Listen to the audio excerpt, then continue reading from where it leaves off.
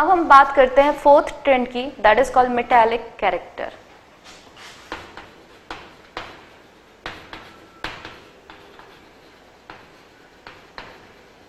Metallic character means electropositive nature.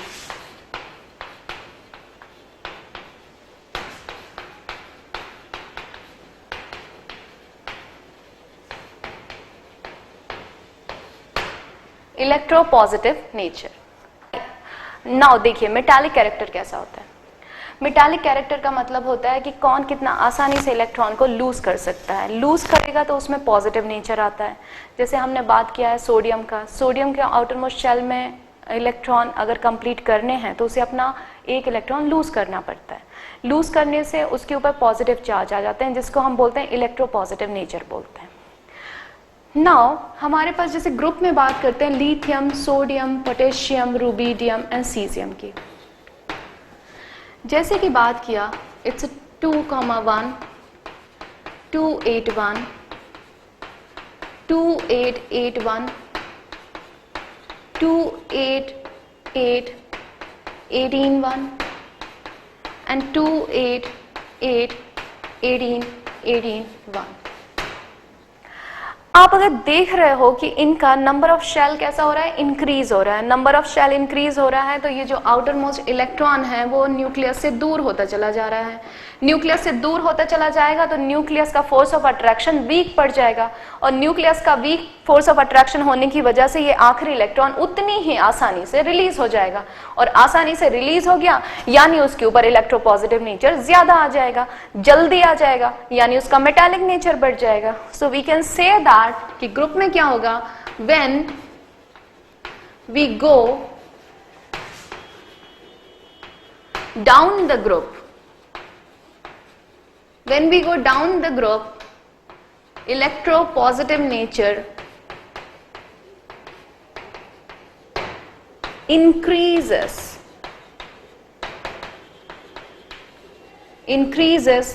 due to atomic size increases. Due to atomic size increases, इसकी वजह से इसका electropositive nature भी बढ़ता चला जाता है। अब हम बात करते हैं इलेक्ट्रोपॉजिटिव नेचर की जब लेफ्ट टू राइट जाते हैं, मींस पीरियड में क्या होता है, पीरियड में देख लेते हैं।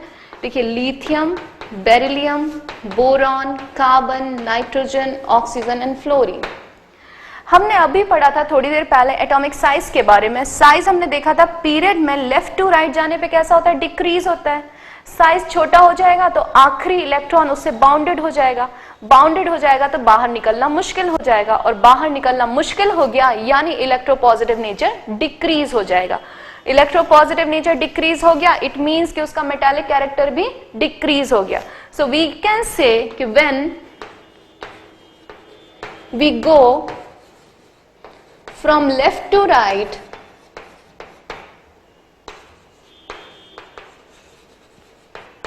in periodic table, metallic nature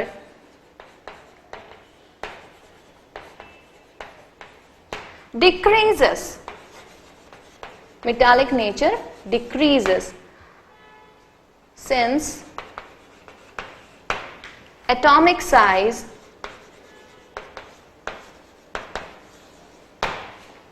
decreases.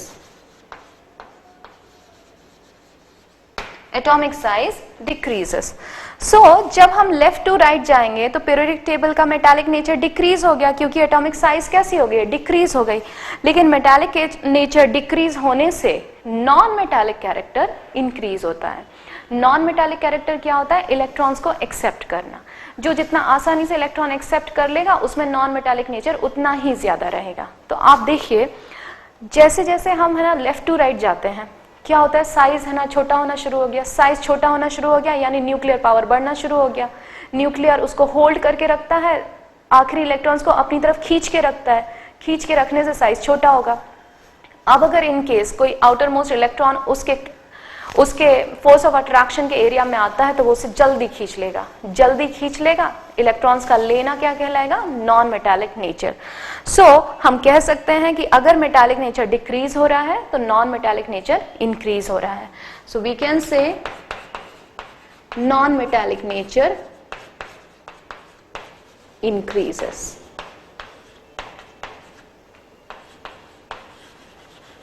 Non metallic nature increases. और ग्रुप में बात करते हैं, ग्रुप में तो हमारा मेटालिक नेचर बढ़ रहा है, यानी नॉन मेटालिक नेचर डिक्रीजेस, और यहां हो जाएगा नॉन मेटालिक नेचर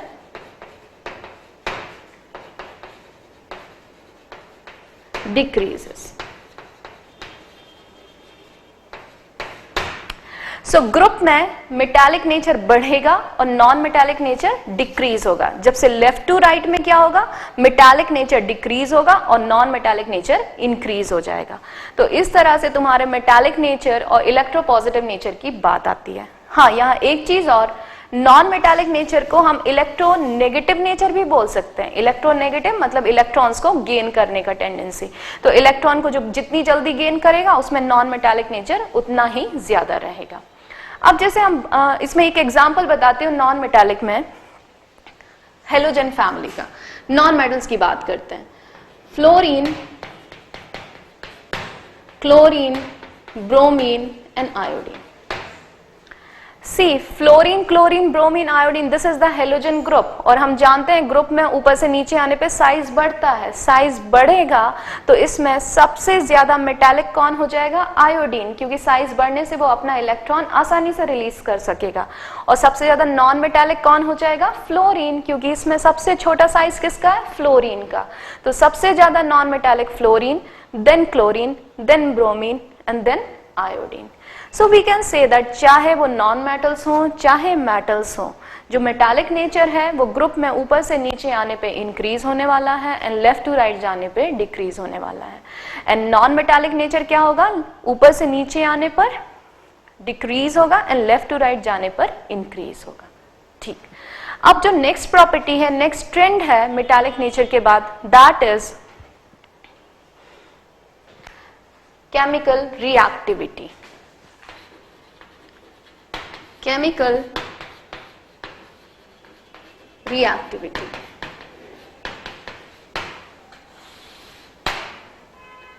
सी, केमिकल रिएक्टिविटी का क्या मतलब होता है कि कौन कितना ज्यादा रिएक्टिव होता है, कौन कितनी जल्दी रिएक्शन दे सकता है, दैट इज केमिकल रिएक्टिविटी।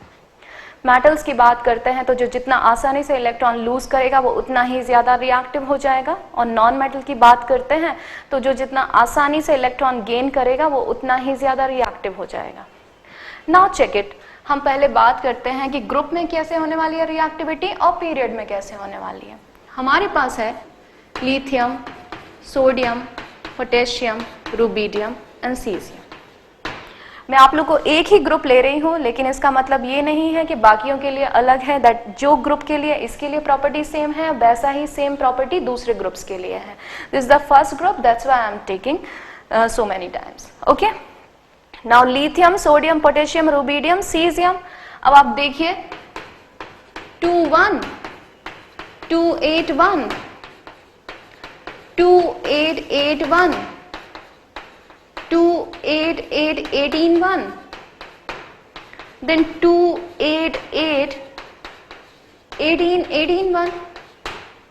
आप चेक करिए, इसका साइज बढ़ रहा है, साइज बढ़ रहा है तो आखिरी इलेक्ट्रॉन लूजली हेल्ड हो जाएगा, लूजली हेल्ड हो गया तो आसानी से निकल जाएगा। So we can say that कि जब ग्रुप में ऊपर से नीचे आते हैं तो केमिकल रिएक्टिविटी इंक्रीज होती है। So that's very common. So we can say when we go down the group,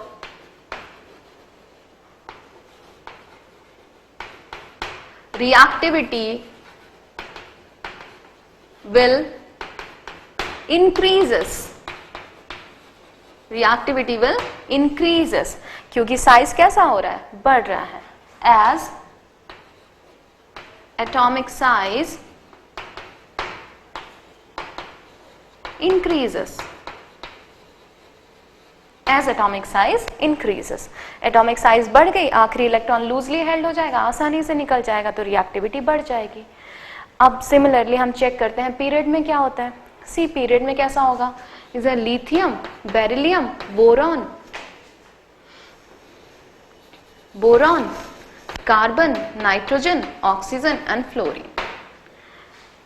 it's a 2,1, 2,2, 2,3, 2,4, 2,5, 2,6 and 2,7। इसमें एक चीज ध्यान दीजिएगा, इसको एक इलेक्ट्रॉन लूज करना है, इसको 2 लूज करना है, इसको 3 लूज करना है, 4 तक लूजिंग करने का टेंडेंसी खत्म होने लगता है, शेयरिंग करने लगते हैं। इसके बाद लूज टेंडेंसी खत्म हो जाएगा, गेन करने का टेंडेंसी बढ़ना शुरू हो जाएगा। इसको 3 गेन करना है, इसको 2 गेन करना है और इसको 1 गेन करना है। तो अगर हम चेक करें तो देखिए यहां से यहां तक chemical reactivity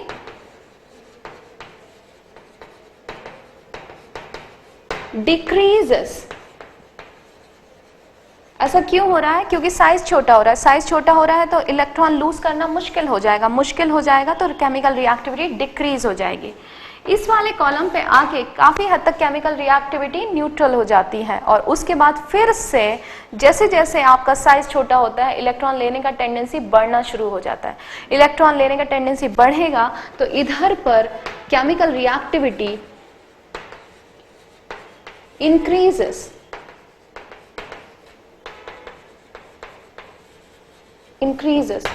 so we can say that कि पीरियड में क्या होता है, पीरियड में chemical reactivity first decreases and then increases. So finally we can say that in period chemical reactivity first decreases then increases. इस तरह से ये ट्रेंड जाता है। सो ग्रुप में आपने ट्रेंड देखा कि केमिकल रिएक्टिविटी पहले बढ़ रही है और पीरियड में कैसा हो रहा है कि है ना, पहले डिक्रीज होती है और फिर इंक्रीज हो जाती है। ध्यान देना, जो मेटल्स होते हैं वो इलेक्ट्रॉन लूज करते हैं, जो नॉन मेटल्स होते हैं वो इलेक्ट्रॉन्स गेन करते हैं, क्योंकि हर एक को अपना ऑक्टेट कंप्लीट करना होता है। इस बेसिस पे इनकी केमिकल रिएक्टिविटी डिसाइड हो जाती है। ठीक, अगर हम नॉन मेटल्स की बात करते हैं, देखिए ये तो हमने मेटल्स की बात की थी, दीज आर द मेटल्स, ये थे मेटल्स। मेटल्स में ग्रुप में आने पर, ऊपर से नीचे आने पर रिएक्टिविटी इंक्रीज हो रही थी। अब यही चीज अगर मैं नॉन मेटल में देखती हूं तो क्या होता है, ध्यान देना इस चीज को, this is little bit important, that is non metal case, fluorine for non metals.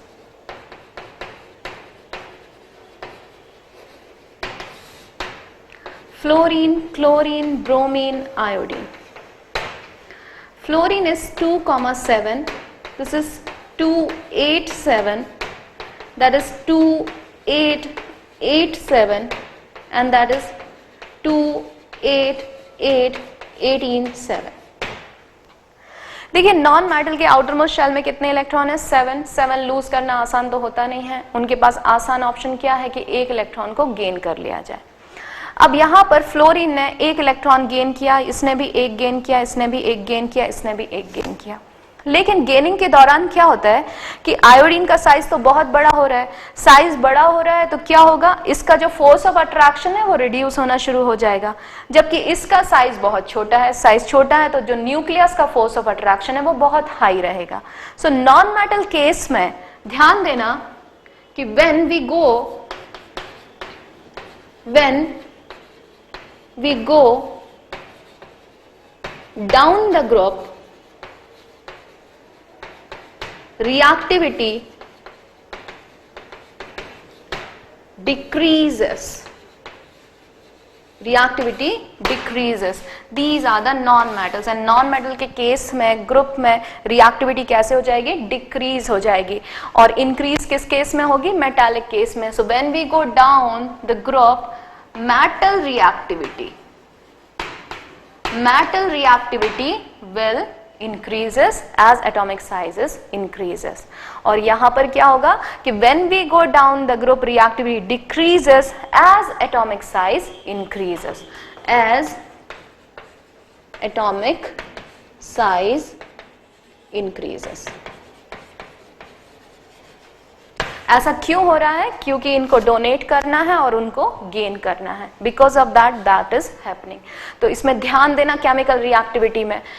बिल्कुल तरीके से आप रिवाइज कीजिए. मेटल में ऊपर से नीचे आने पर रिएक्टिविटी इंक्रीज हो रही है क्योंकि साइज इंक्रीज होता है, जबकि नॉन मेटल में रिएक्टिविटी डिक्रीज होता है क्योंकि साइज इंक्रीज हो रहा है. अब यहाँ पर इलेक्ट्रॉन इनको डोनेट करना है और यहाँ पे उनको इलेक्ट्रॉन गेन करना है. इस वजह से ये प्रॉब्लम होता है. पीरियड में जो जनरल ट्रेंड है वो नॉर्मल है. पीरियड में पहले डिक्रीज होगी और फिर इंक्रीज होगी.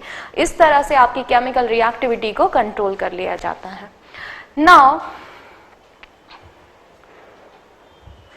Now the last trend is nature of oxide. Now the last trend is nature of oxide.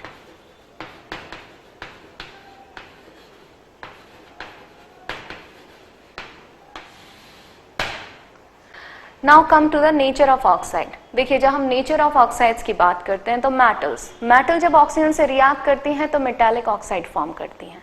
Metallic oxide को जब हम वाटर में डिसॉल्व करते हैं so they will form alkali and hydrogen gas evolve करते हैं. ये एल्कली जो नेचर होता है that is basic in nature. So इनका बेसिक कैरेक्टर होता है, जबकि नॉन मेटल ऑक्साइड जो होते हैं, non metal oxide acidic in nature होते हैं. इनके ट्रेंड के बारे में हम देखते हैं कि ग्रुप में आने पर ऑक्साइड में बेसिक नेचर इंक्रीज हो रहा है या डिक्रीज हो रहा है, या एसिडिक नेचर इंक्रीज हो रहा है या डिक्रीज हो रहा है. ध्यान देना, metal oxides are basic in nature and non metal oxides are acidic in nature. Now check the trend. हमारे पास ग्रुप एज यूजुअल आप लोग याद कर ही चुके हो अब तक, that is lithium, sodium, potassium, rubidium and caesium. सभी ने ऑक्सीजन से रिएक्ट किया, लिथियम ऑक्साइड बना लिया, sodium oxide, potassium oxide, rubidium oxide and caesium oxide. Group में अगर हम बात करते हैं तो ऑक्साइड्स बन गए हैं, ये सारे ऑक्साइड्स बन गए हैं और जब हम वाटर में डिसॉल्व करेंगे तो ये फॉर्म करेंगे एल्कली. सो व्हेन वी गो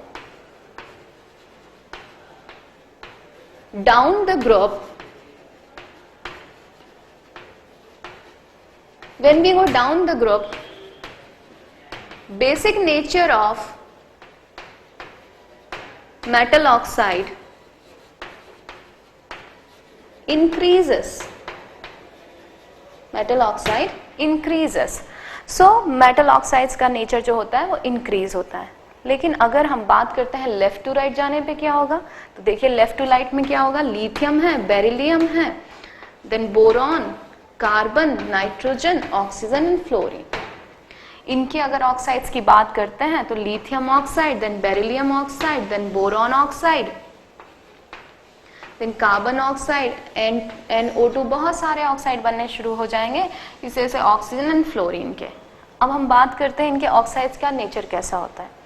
देखिए जैसे जैसे आप लेफ्ट टू राइट जा रहे हैं, लेफ्ट टू राइट जाने पे क्या होता है कि इनका जो एज बेसिक नेचर है वो डिक्रीज होना शुरू हो रहा है क्योंकि नॉन मेटालिक कैरेक्टर इंक्रीज हो रहा है. सो वी कैन से कि in period basic nature of oxide decreases and acidic nature of oxide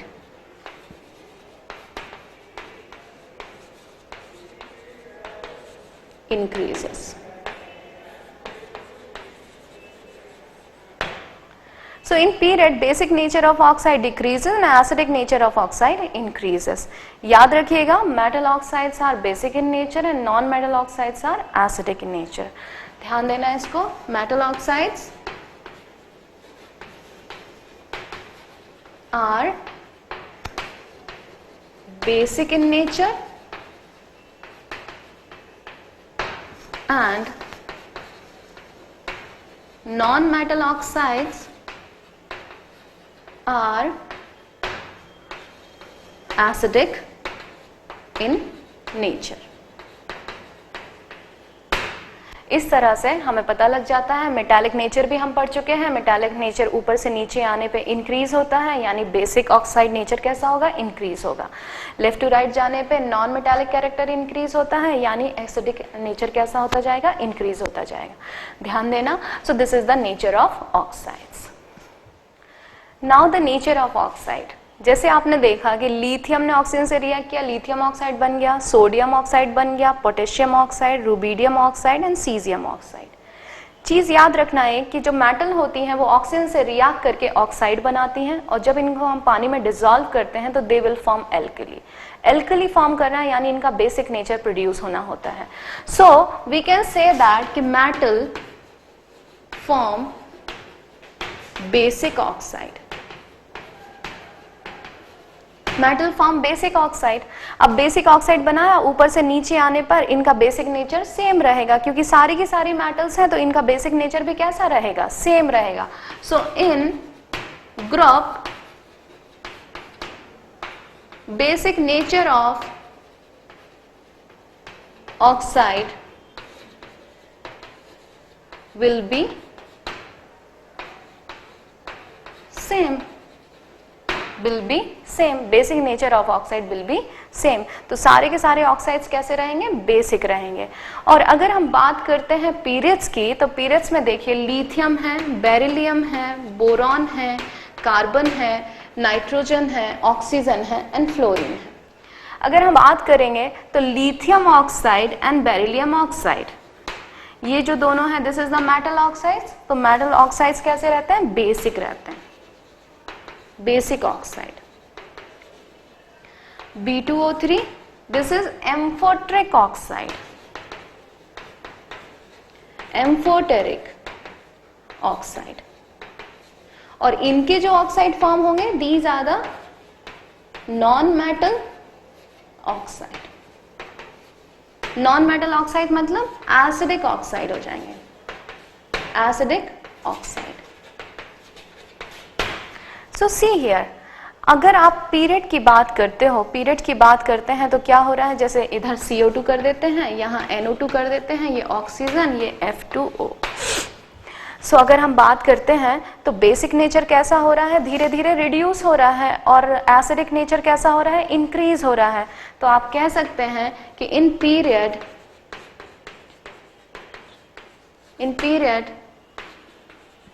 basic nature of oxide, basic nature of oxide decreases and acidic nature of oxide increases। इस तरह से ये चीज हो जाती है। So nature of oxide, so metallic nature का जो ऑक्साइड है बेसिक फॉर्म सेम रहेगा, बट पीरियड में पहले बेसिक नेचर कैसा रहेगा, डिक्रीज होगा, और एसिडिक नेचर कैसा रहेगा, इंक्रीज होगा। यार the one more thing is amphoteric oxide. Amphoteric oxide का मतलब होता है कि जिसमें बेसिक नेचर और एसिडिक नेचर दोनों ही प्रेजेंट हो, हम उसको बोलते हैं एम्फोटेरिक ऑक्साइड। ध्यान रखना, नोट कर लीजिए ठीक से। Amphoteric oxide are the those oxide which can act as a basic one and the acidic one both, दोनों का प्रॉपर्टी उसके अंदर सेम रहता है। इस तरह से आपका ये चैप्टर खत्म होता है, और इस चैप्टर में कुछ एडवांस लेवल की चीज़ें भी हम पढ़ेंगे, जो इस क्लास के बाद हम पढ़ेंगे एडवांस लेवल की कुछ स्टडी। ये आपके 10th क्लास के स्टैंडर्ड CBSE के अकॉर्डिंगली किया गया है। ओके।